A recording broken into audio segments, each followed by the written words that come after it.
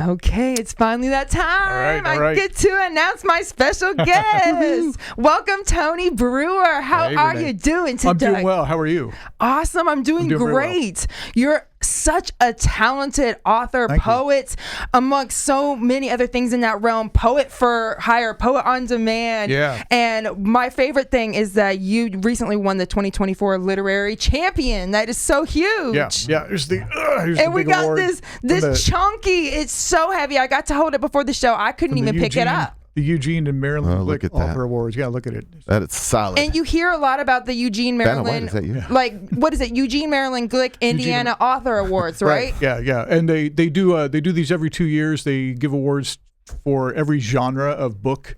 But then they also give a Lifetime Achievement Award and a Literary Champion Award. So this is kind of a service award. Yeah, it's kind of a service award for my work in the writing community, as well as being a fantastic poet. But I go to a lot of readings.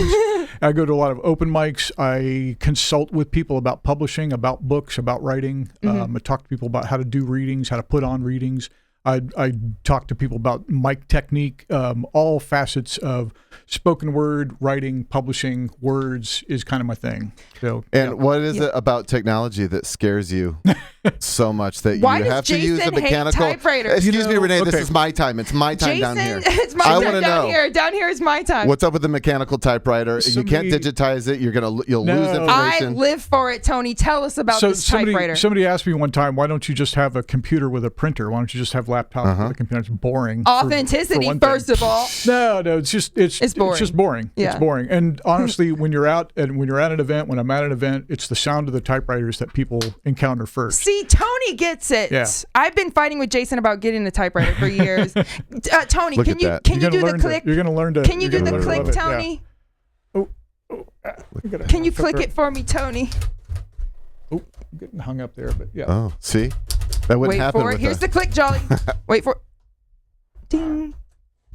Yeah! He's doing That's it backwards. What I wanted. I know. What am I trying to doing? do it backwards is kind of. And I'm not really making anything coherent either. But See, it's the clicking. It's Right. giving. I love it. It's like Wednesday Addams doing her poems. Look at mine. People considerably older than me have stories, good and bad, horror stories and fond memories of typewriters. Kids much younger than me have never seen a typewriter before. They're like, what is that? They're fascinated. So that's a big part of the Poetry on Demand experience too, is answering questions about the machines. I do, talking about the year that it was made and talking about all the different models and which ones I like and which ones are easier to use, that sort of thing. Mm-hmm. Fun fact, yours truly was actually the computer typing the typing student of the year. Oh, wow. Back when I was a youngster. Tony, he thinks he can out-type me. Tony, he thinks he can type faster than me. I think we settled this like 7 years ago, and I was faster than you. I've been typing since before you were a twinkle in your mama's eye. What are you talking about? You stinker. You can't catch these fingers going so fast. That's right. Well, that must be helpful too, being a great typer. And like, it helps. I don't know. I still just use 2 fingers, maybe four fingers at most. The clicker. Oh boy. Yeah. Because you don't want to mess up. I use 5 fingers and 5 you use toes. 10 fingers. This Poetry on Demand work is really big deal. I mean, you are really celebrated for this, and in the community, in the poet community, and in the art community for this awesome thing. Like, I think you're doing a lot of things in it. While you talk about that, I'm going to roll Eulogies on Demand. You gave me a little video here. I think the Poetry on Demand is a big part of why they gave me the award, why I got the award, is because it's a very direct form of outreach. People that may have never had someone ask before. I may be the first person ever asked, "Hey, do you want a poem? Do you want?" Mm-hmm. Can I write a poem for you? That sort of thing.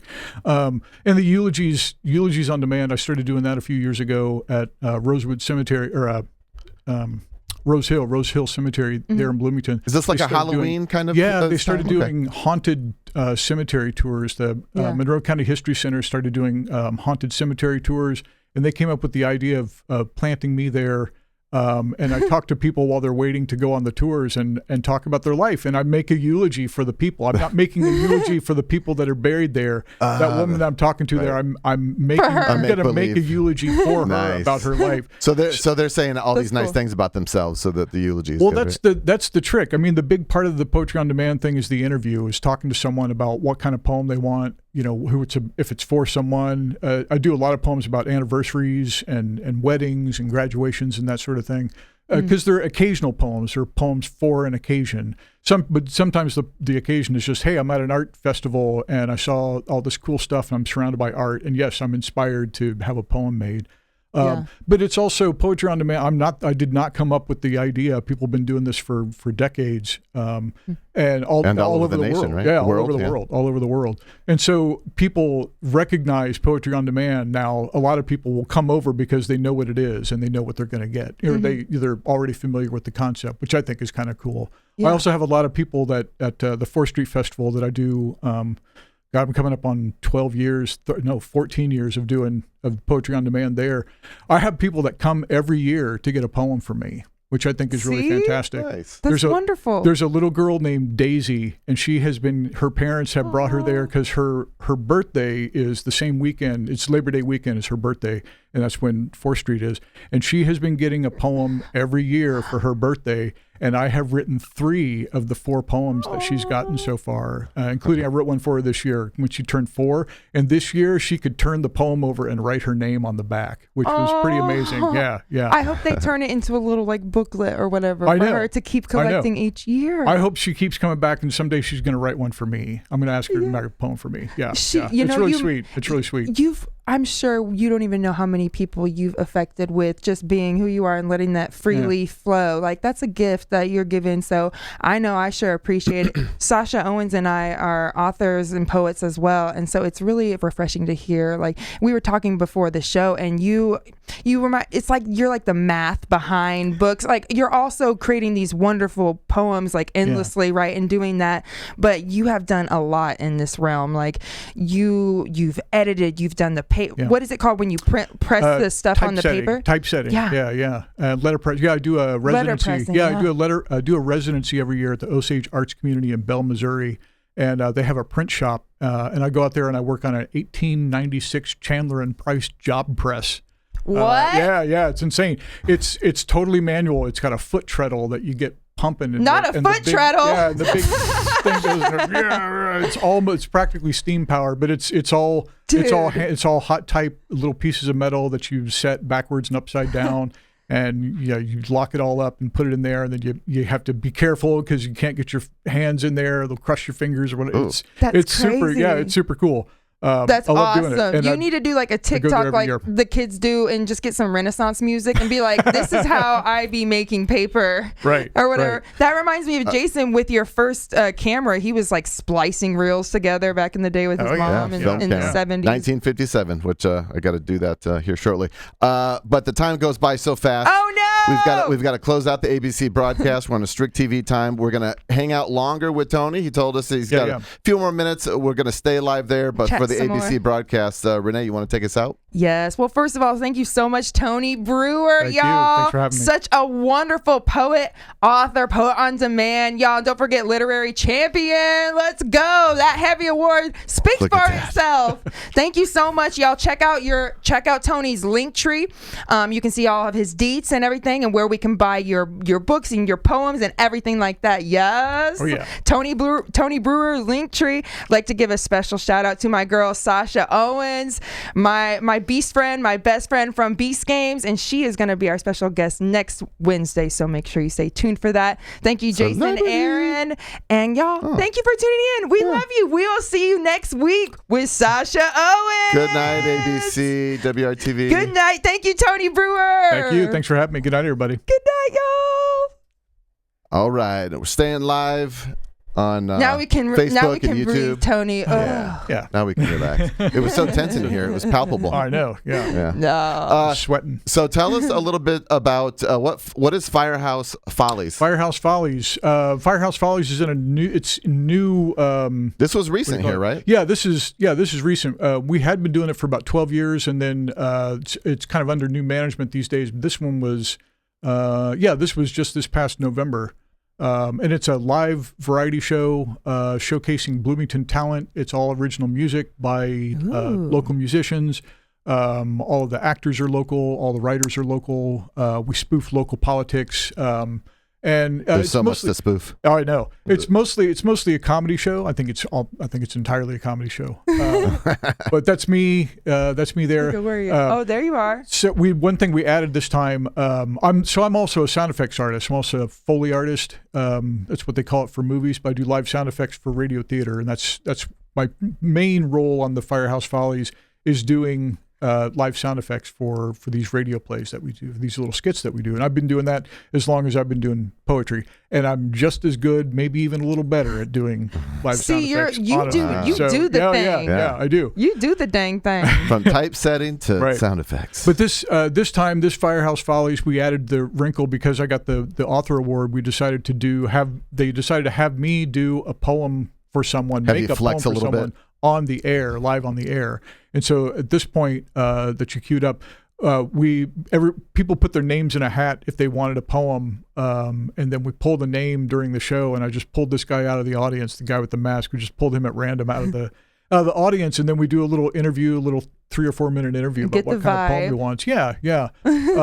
And the way these things go with the interview, sometimes people are really enthusiastic about wanting a poem. Mm-hmm. I mean, they really, really want a poem until it comes to the point where, okay, what do you want the poem to be about? And they're like, well, I didn't get that far. Or the worst thing is they just say, well, why don't you just write me one? I'm like, give me something. Lame. That's like going to a bar and telling the bartenders, like, just make whatever you want. Yeah, exactly. Just make me something good. Make me something I like. Make me something good. And so the more details and the more I can get them talking, the better the poem's going to be, because I get more of them into it. And this guy was great, but the first thing I said was, what kind of poem do you want? Said, so you're like the fortune teller of poetry then? Zoltar or whatever. Yeah, Zoltar of poetry.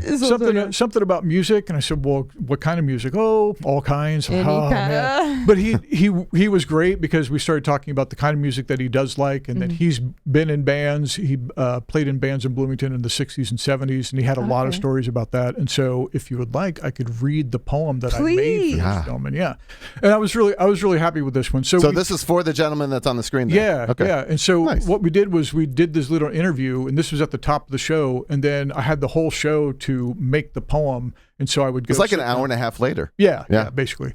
So I had way more time than I usually have. I usually have 15 minutes or so to make a poem. A few minutes, yeah. And so and then at the end of the show, I made this for him, and I came back and I read it for him. And so this is called Electric Dreams of Acoustic Souls. Beatles or Stones is the start of a fight we all have rocked our way out of a time or two. Remixing versions of ourselves, sometimes loud frontman, sometimes slumped in a back booth nursing a beer, tinnitus in one ear, don't give a damn about the other. Hey, look, man, I got stories I retell between every song, every gig for 20 years, and never tire of you hearing them. Like the night I won against some IU football punk. I swear I never kissed that curb. Promise I never did nothing wrong. But so what if I did? Triumphs come from players. Even I sounded good once. So good, could be me up there in lights. Loud, courageous, and true. Like a wild life alive only in a song that gets you happy because it gets you blue. Are you trying to make me cry over here? Nice. That really round of applause. Thank you. Oh, Thank you. I need an applause button. Doggone it. Yeah. Tony, I was really happy with that one. The way it took me, and that's so sweet because you can look at him and just the way you poured your heart, and it's just like told his life story. Like it felt like it came out of his mouth. That's crazy. He told me a great story about this bar that's no longer in Bloomington anymore, but a bunch of people cheered for it. This place called the Pit Stop, and he said that I was asking about the music he plays and guitars that he likes and all that stuff, and he said that he was in this band called the Triumphs, and they used to play in the 60s and 70s in Bloomington. And I said, do you have any memorable gigs? He said, oh, yeah, there was one that ended with a fight, and I got into it with some some kid after a football game. Kid. Yeah, some frat kid after a football game, and he said the kid knocked him out. What did he say? He said he tossed him across the room through a table, and he woke up outside with his head on the curb. No. And I mean, the crowd, the audience loved it. The audience was eating it up. So I mean, he ended up giving me a really fantastic interview. It kind of started out, he was a little timid about it, but he really once he opened up, and that's kind of what it's about too. That's kind of what the Poetry on Demand thing is too. It's not so much about me flopping my big poetry talent out and making something up. It's about taking what you give me and putting my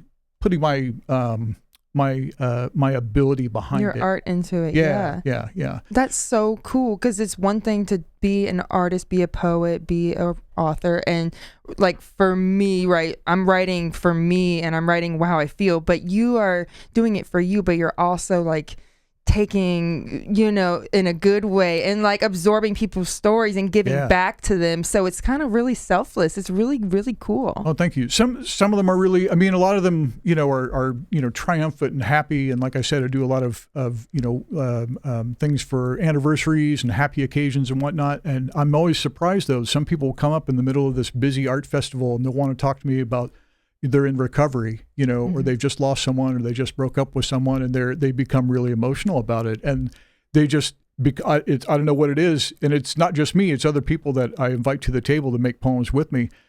People really will open up to you and tell you something intimate in this really open public place. They'll tell you something that they may not have told anyone before, and then they'll entrust you with that. And they don't even know your name, and they haven't read anything that you've written. They don't know if you're a good poet. They just know that you're just there to make a poem for them. And so I always tell people, because I invite a lot of people to sit at tables and make poems with me, I always say that, don't think about whether it's going to be good or not, or don't think about whether you're going to make something that's going to make them happy or not. The fact that you're there doing it is that's the thing that they're really interested in. People get hung up on it's got to be perfect, this or that. Yeah. I really loved your poem. It was so beautiful. I mean, it really touches you like fourth of the way in, like after you start, and then you're just like, ooh. But the way you have written that is really incredible. I mean, you're taking people's experiences and healing their trauma with, I mean, from what I just heard, and I can't wait to buy your books and read it. I love me a fellow poet. Do you need an apprentice? Because this sounds like something I would love to do. I would love to do Poetry on Demand. Oh, yeah. Absolutely. Is this something I could audition for, come in and see? Oh, sure. Because I write poems. Like I said, the only qualification is, are you willing to do it? Will you sit there for, usually like 2 or 3 hours? Because I'm you gotta sit there for a while. Cool. I breathe. We'll be in touch. I'm like breathing. Definitely. And I write like all these poems. I got too many poems. I got poems coming out the wazoo. There's poems everywhere. You feel me? Yeah. Sasha, you feel me? Sasha feels me. The Absolutely. poem is coming out the wazoo. They're just everywhere. No. Everyone's nodding out of fear. Yep, I feel you. It's one thing to have all these poems, and that's why I respect, authors, poets like you that have done the thing like Sasha. Y'all have these books, these products out, and that takes a lot of gusto and heart, and it's hard, it's vulnerable, and it's just and you have to, you've settled into your your abilities and stuff, and that's really cool that you're able to share that with the world. You're out here making people feel happy, thousands and thousands out of here people. on these streets. You're out here on the streets. The mean streets of Bloomington, the mean streets of Indianapolis. I'm going to do this in South Bend in a couple of weeks. So my hometown. Why do I feel, how long has the Pit Stop been gone? Because I've heard so much about the Pit Stop. Really? I think my bandmates played there, or has it been a long time since it's closed down? I don't know. I don't think it's been a long I know long something time, about that bar, but I can't quite remember what. I don't think it's been gone that long, but it's I think its heyday was definitely when this guy was talking about it. That's awesome, man. Yeah. You've done so much cool stuff, and you're a great mentor. Can people take classes from you, learn from you? Let's see. I'm pretty much available for consultation. Yeah. I mean, that's the thing. It. Like, that's why they gave me. Listen, this thing is. I'm trying to carry you this thing. I got time for that. That's right. That's great. I'm doing a workshop in Bloomington. I'm actually gonna do a poetry on demand workshop down in Bloomington in April for National Poetry Month. I like to do type-ins where I don't do them too often because it's a little effort to bring all the typewriters out. But basically, I'll just set up somewhere with a bunch of typewriters and invite people to come and play and we'll talk about them and talk about typewriter lore, that sort of thing. I know a lot about the history of them and how they work. So cool. And like I said, there's they're like classic cars. They're all different. They all have their strengths and weaknesses, and they're all made in different countries. And this is the model you prefer? This is the one that was downstairs near the door she on looks the way heavy. out tonight. So that's why you have 50. You got one for each room. This is one of the lighter ones. This is a 1962 Olivetti Latera 22. Ooh, what a snob! It's look at that color too. She's gorgeous. Co-made by Underwood. Not this Carrie. was actually made in. It's Italian. Oh. It's Italian.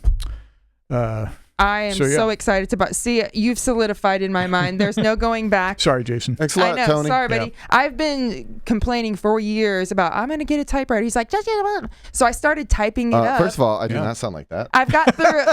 I told Tony before the show my first book is going to be 27 poem books, squished into one book like a Shel Silverstein. Go big or go home. And I started typing it up, and I've got like 3-4 books typed up, like hundreds of poems already. But it didn't feel right, Tony. Yeah, I want a typewriter.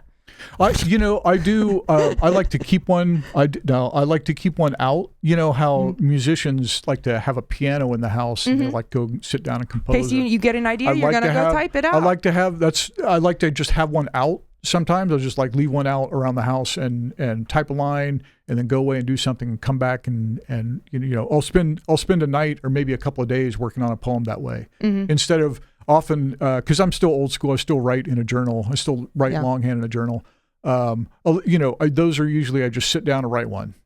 Just like write it all out at one time in one go. Maybe come back to it, but most often I just kind of like sit down and write the whole thing. Yeah. But with a typewriter, just leaving it out, I like to just kind of come back to it. Kind of let it marinate a little bit. Yeah. I feel that. Sometimes you got to take a few days, let it sit, and then come back to it. And sometimes you just want to get it all out all at once. There's also there's something about. And I think I talked about. Mentioned little kids. They've never seen a typewriter before. They love the physicality of using it. And it's the, perfect and the little for keys a kid. smacking the paper. Yeah, doink, doink, doink. Like I love it. You have to be very intentional. Yeah, you got to be very intentional about it because there's no delete key, there's no corrector tape or anything. So and they didn't have whiteout back in the day when this was made. Very careful. Actually, they did. They had typewriter whiteout. Little white piece of little white piece of thing you could stick in there. You backspace and you type the same letter. And it's funny. I've cleaned a lot of typewriters in my day, and when you take them apart, you always find eraser. Like pieces of eraser, pencil shavings and shavings from pencils, from them trying to and tobacco. You always find like little bits of like cigarette tobacco. They're leaning over that. Yeah. They're smoking their stag. Some seedy underbelly of an apartment. Yeah, exactly. With it raining outside. Or some office somewhere. Yeah. Of all the gin joints at home. Yeah. So for someone, I don't know if this is like a too direct of a question, but for someone that's like beginning and wants to get a typewriter, is it? Should we look on Amazon? Should we just go to your link tree and message you and be like, "Oh God, Tony, there's a link tree right there on." Yeah, there it is right there. There I am. Linktree / Tony Brewer. I can't imagine how much this one costs, but I mean, that's the thing is back in the day when I first started collecting them back in the 90s, you could get them at yard sales. People were giving them away because everyone was getting computers at that point. Imagine that. The first ones I was the computers that were as tall as the ceiling. Right. Yeah. I mean, the first typewriters ever bought were maybe like $5, maybe $5. I mean, they were really had stupid it cheap. all. And now you're lucky if you can find one on Marketplace.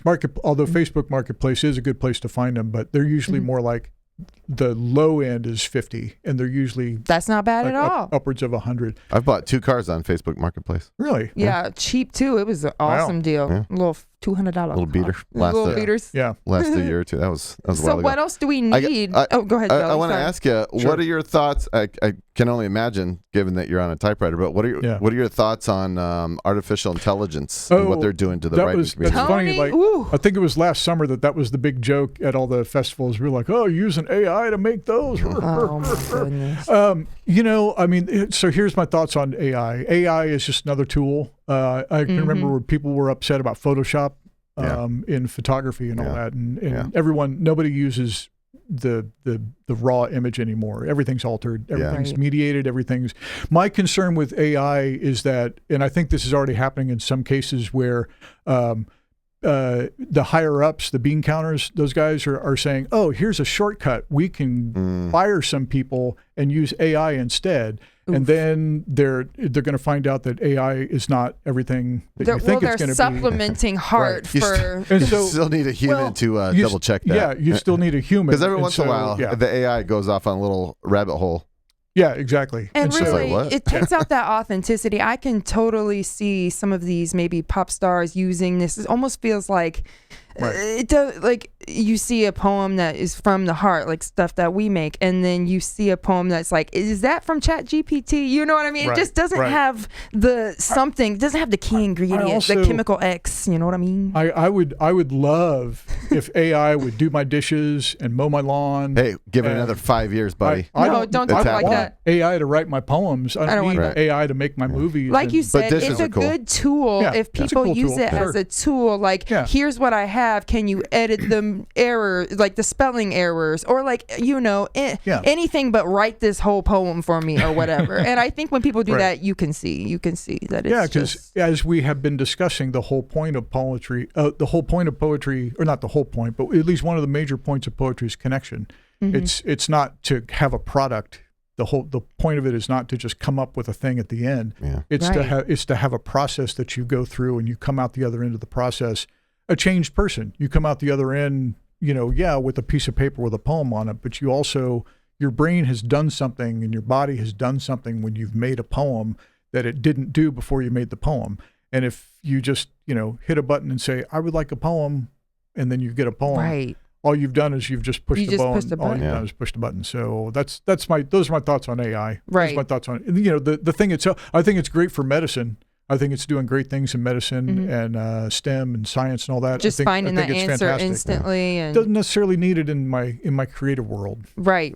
I'm using it like a Google, like what continent is like just dumb questions, and I'll put like half a thought, and it'll be like, I got you, girl. I think this is what you were saying, and here's probably the answer. I got you, Goyle. I got you, girl. Girl. It's just it should be used as a tool for sure. And I think artists like us have been out here doing this forever, and there is no right or wrong. That's what I love about poems is truly there's a suggested course, but there's no absolute right or wrong answer. And so people should understand that it is vulnerable, but take that risk. If you feel like you want to write a poem, if you feel you want to write something, don't crumble it up and throw it away. Like, sure, take your time and carve it out, and make it better and sculpt it, but don't be too hard on yourself, right, Tony? Yeah. That's one of the things that Poetry on Demand, and at this point I think I've made upwards of 700 or 800 poems for people, and in this kind of environment is I'm pretty fearless about writing now. It doesn't mean I'm entirely fearless. I still have what do they call it, imposter syndrome, and anxiety about whether or not what I'm writing is authentic, or whether it's what I really mean, or am I just following a trend, or whatever, all the things that your inner voice, all the factors, the little insecurities to make you stop, all the little no's that your inner voice tells you to make you stop. I break through a lot of those because, hey, someone's asked you to make a poem, and you've got 15 minutes, and you need to do it because there's someone standing behind them that's going to ask for a poem as well. And so it's maybe not it's a great motivator. It's maybe not for everyone. A little time press. Yeah.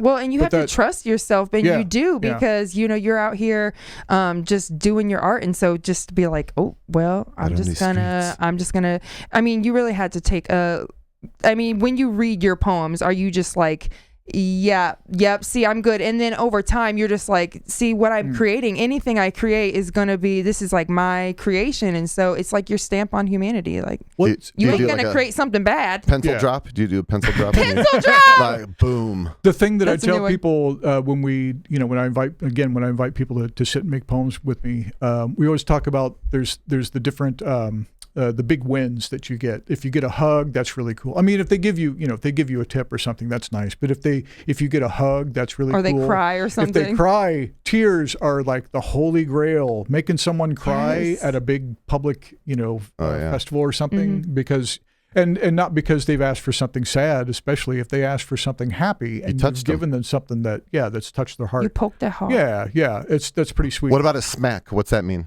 You smacked their hearts. I've disappointed a few people. It's a low number. It's a low number, but they've definitely had that look of after I've read the poem to them, given them a poem, and like, I don't know. I don't know if that hit. I don't know if you made it. I don't know if that made it. They didn't understand. They didn't understand the assignment. Let me try that you were giving. Right. Yeah. You say your poem is only as good as the information that you've provided. So really, this is a reflection on you. Exactly. So get out of here. No refunds. Yeah, right. All sales are final. That's right. Yeah. No winner on the District Tap gift card giveaway. We've only got 46 entries. You know that we have to hit 100 before I give one away. Super easy, y'all. Look, guys. InTheLoop.tv. Share it, ma'ams and let's hit 100. And I'm gonna create a whole different type of giveaway system because I don't. It's not working. Maybe the user experience isn't as great as I thought it was. So we're gonna come up with something ways, fun. Yeah, another fun, easier way. And we have some great sponsors. I ain't trying to go Sun King 8 months without giving one of these away. We're trying to give them away, y'all. So like, come on. Yeah. So the whoops. Sometimes it looks lose picture on that one. So the let's wrap up with Tony here. Sure. I got there's your Linktree. What kind of stuff you got on Linktree? Oh, let's see. I try and put all my latest stuff. So there's like my latest audio art piece. The next event I'm doing, that's the thing that I mentioned up there in South Bend. January 18th. My latest book, Good Job Lightning, is just out in December from Stubborn Mule Press. Nice. There's a little poetry movie that I made with my group. The video is called Indiana is a Beautiful Place to Cry Into. It's a mashup of my poem and a Lawrence Ferlinghetti poem because he read here back in 2000. Long story. It's in the video. Yeah. Latest everything. My latest poems in print, latest, and then down at the bottom. And all your social meds. Yeah, all my meds. Social meds. All my meds. My social meds. All my merch. Stalk Tony. Go here instead of Amazon if you're interested in my books and stuff. There's the go here instead of Amazon button, which is my favorite button. Yeah, absolutely. Yeah. Buy Tony Brewer's stuff on his Linktree 100%. Let's go. You've got a lot of stuff on here, and it's been so incredible to hear your story and just chat with you about. We didn't even get to the half of all the stuff that you really do behind the scenes for books, for poems and books, and just the whole process. People don't see what goes on, they see a book, but they don't see like all the layers like you do. And you've affected the community and the world so positively. With your typesetting from the 1800s. That's right. Yeah. And you've inspired me, and I'm definitely going to be your apprentice. So say hello to me, because you can't get rid of me now, Tony. You'd be great. Like, I would have you at the table. About that. I would absolutely love, and I'll send you some of my stuff, see if you think it's a fit, but I would love to do that, and I don't care how long we have to sit there. I would love it. I love it. Awesome. Just to affect people like that, the way you have that's so meaningful. Yeah, definitely. Get ready for that slap I was talking about. And I'm going to hit you up about buying a typewriter too. He's done it now, y'all. Thank you again, Tony Brewer. We appreciate you. 2024 literary champion right here, y'all. And he's got the boulder to prove it. That's right. That thing is a heavy mug, I will tell you. Thank you, JasonAaron.pro and ABC, all of our sponsors. And Renee, you just got booked to sing the national anthem at the second Indie Ignite women's volleyball team. I guess that's a new thing. Pro volleyball on the 16th. That'll be next Thursday. Yep. And Sasha Owens will be there, my girl. We cannot wait to have Sasha Owens on the show next week as well. So make sure you tune in Wednesday at 7 p.m. The day before. That'll be the day before you sing the anthem. So yep, the day before. And then I'm singing the anthem the next day. And make sure you, this is all about Tony today, but make sure you check out me and Sasha Owens' content. We're about to post all the stuff about the Beast Games and our experiences and how awesome and amazing, life-changing this was. So make sure you check out Amazon Prime, episode 1 and 2 of Beast Games to check out me or and more. Sasha. I mean, we don't really know how many episodes. Exactly. You know, we're not allowed to say too much. I'm allowed, but Sasha is under she's under a strict NDA that's further than so we will be able to talk about it soon. Well, Sasha's or doing not. Big things in the world. Sasha, or we'll get a strongly worded email from her lawyer. Or Sasha gonna be like, y'all, we going to the island I just bought, so pack your bags. Thank you again, Tony. We appreciate you. This has been wonderful. Great having you. Appreciate you so much. Sasha Owens, love you, girl. JasonAaron.pro. Are you stuck in a loop? What's happening? I am. I was going to end with you and me, Renee Michelle Merrifield. Okay, bye, everybody. Goodbye to the live stream. Goodbye, everybody. Live stream Wednesday at 7, midnight Saturday on ABC, 24/7 inside Indianapolis hotels and on all podcast platforms.